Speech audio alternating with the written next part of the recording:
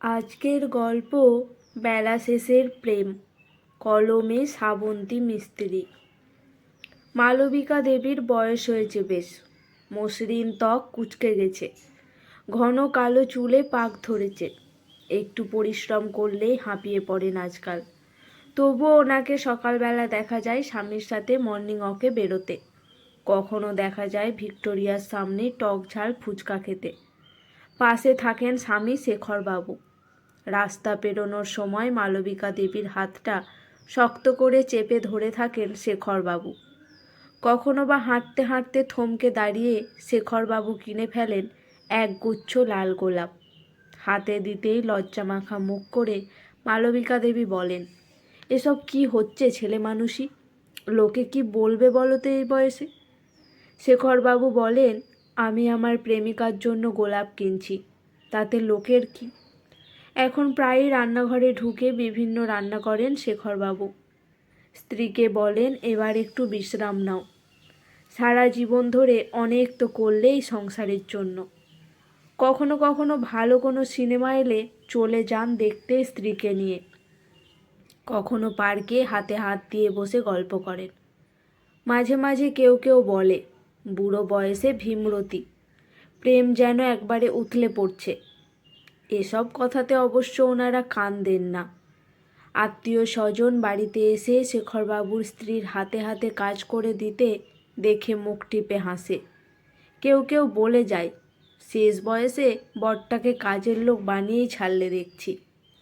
এসব শুনে দুঃখ পান মাঝে মাঝে মালবিকা দেবী। বলেন, কেন করো তুমি এসব? লোকে কথা শুনিয়ে যায় আমার। সন্ধেবেলায় জুঁই ফুলের মালা এনে শেখরবাবু স্ত্রীর খোপায় জড়িয়ে হাত দুটো ধরে বলেন, ওরা তোমায় হিংসে করে, ওই জন্য তো ওসব বলে। তুমি বোঝো না কেন?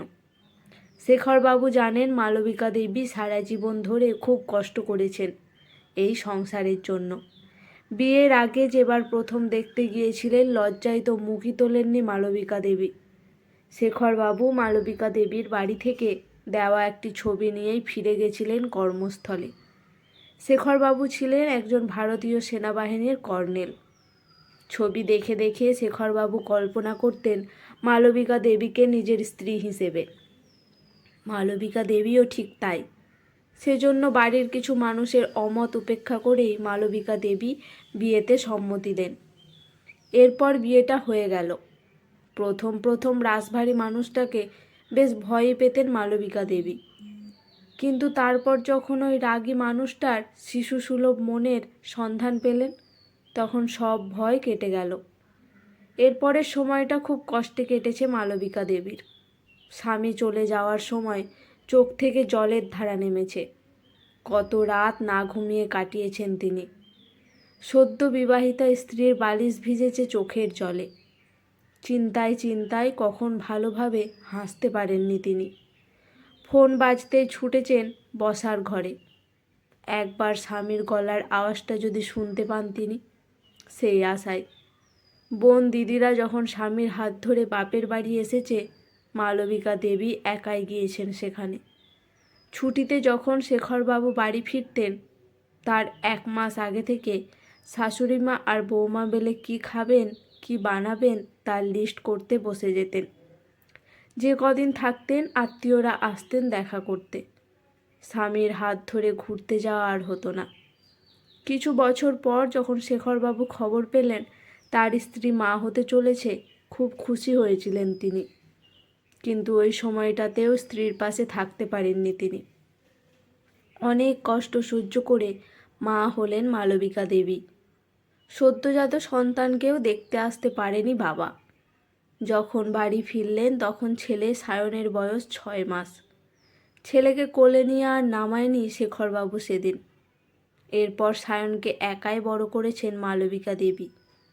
পেরেন্টস মিটিংয়ে একাই গেছেন, সমস্ত সংসার সামলেছেন, অসুস্থ শাশুড়ির সেবা করেছেন, সায়নকে পড়ানো খাওয়ানো সব একা হাতেই করেছেন। সায়ন মেধাবী ছাত্র, তাই বড় হয়ে সুযোগ পেয়েছে বিদেশে পড়ার। এটাই ছিল তার স্বপ্ন। কিন্তু মাকে একা রেখে যেতে মন চায়নি তার।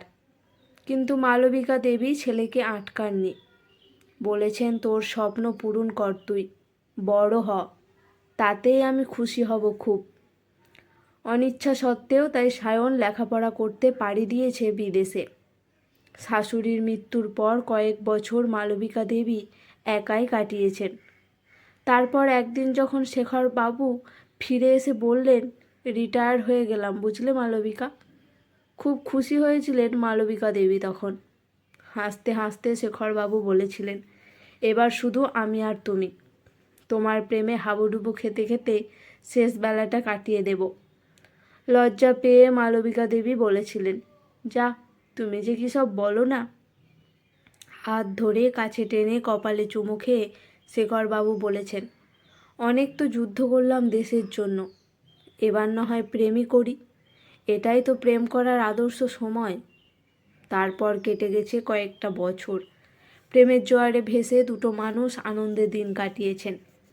লেখাপড়া শেষে সায়ন এসে জানিয়েছে যে সে বিদেশে ভালো চাকরির সুযোগ পেয়েছে। মালবিকা দেবী বলেছেন, তোমার স্বপ্ন তুমি পূরণ করো, আমরা বাধা দেব না। মালবিকা দেবী ছেলের প্রেমিকা বিপাশার কথা জানতেন। বিপাশার বাড়িতে কথা বলে ছেলের বিয়ে দিয়ে দিলেন ধুমধাম করে। ছেলে ফিরে গেল বিদেশে স্ত্রীকে নিয়ে। বাড়িতে থেকে গেলেন দুজন মানুষ। যাওয়ার সময় ছেলে বারবার করে বলেছে বাবা মাকে সাথে নিয়ে যেতে চাইছে, কিন্তু রাজি হননি শেখরবাবু।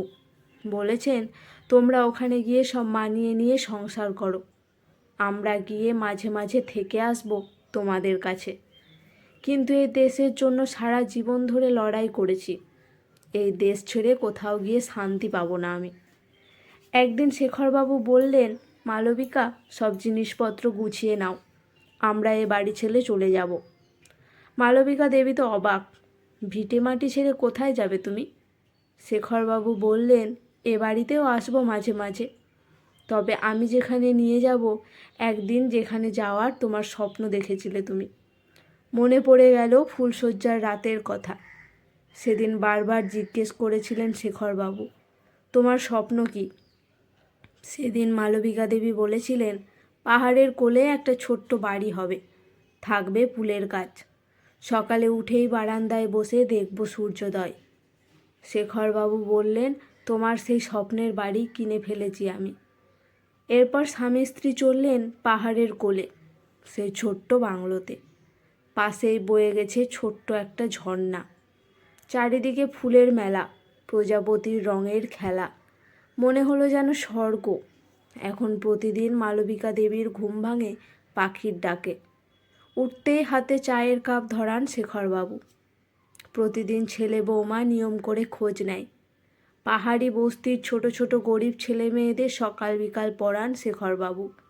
প্রায়ই বিভিন্ন খাবার রেঁধে খাওয়ান তাদের মালবিকা দেবী। তারা ভীষণ ভালোবাসে এই দুজনকে। যে কোনো সমস্যায় তাদের পাশে দাঁড়ান শেখরবাবু। একটা বছর কেটে গেছে, একবার মালবিকা দেবী আর শেখরবাবু ঘুরে এসেছেন ছেলের কাছ থেকে। ছেলে বৌমা দুবার এসে বেশ কিছুদিন থেকে গেছে তাদের কাছে। এখনও সন্ধ্যায় হাতে হাত রেখে ঘুরতে বেরোন মালবিকা দেবী স্বামীর সাথে। হঠাৎ কোনো বাঙালি ট্যুরিস্টের সাথে দেখা হলে বাড়ি নিয়ে এসে আপ্যায়ন করেন শেখরবাবু। কেউ দুঃখ করে যখন বলে, এই বয়সে ছেলের উচিত ছিল বাবা মাকে দেখার, তখন মুচকি হেসে শেখরবাবু বলেন, ছেলে তো চায় আমরা ওদের সাথে থাকি, কিন্তু আমরা চাই না। সবাই অবাক হয়ে মুখের দিকে তাকালে শেখরবাবু বলেন, ও বড় হয়েছে, সংসার হয়েছে, এবার নিজেদের মতোই থাকুক, আমরা তো বেশ আছি। রোজ ছেলে বৌমা ফোন করে খোঁজ নেয়, 6 মাসে একবার এসে দেখে যায়। সারা জীবন তো অনেক হলো, সংসার এবার আমরা দুজন জীবনটা উপভোগ করতে চাই। অসুস্থ হলেও সে ব্যবস্থা করাই আছে।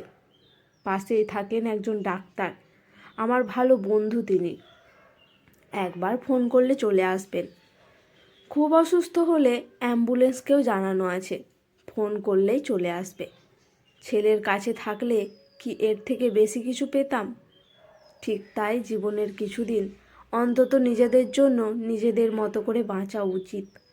দায়িত্ব দায়িত্ব করে আমরা ভুলে যাই নিজেদের স্বপ্ন ভালো লাগাগুলো। সবাইকে ভালো রাখার পাশাপাশি নিজেদের ইচ্ছা আর ভালো লাগার গুরুত্ব কিন্তু আমাদেরকেই দিতে হবে। মেনে নেওয়া আর মানিয়ে নেওয়ার নাম জীবন নয়, শুধু নিজের মতো করেও বাঁচাটাই জীবনের আসল মানে। আজকের গল্পটি যদি আপনাদের ভালো লেগে থাকে, পাশে থাকবেন।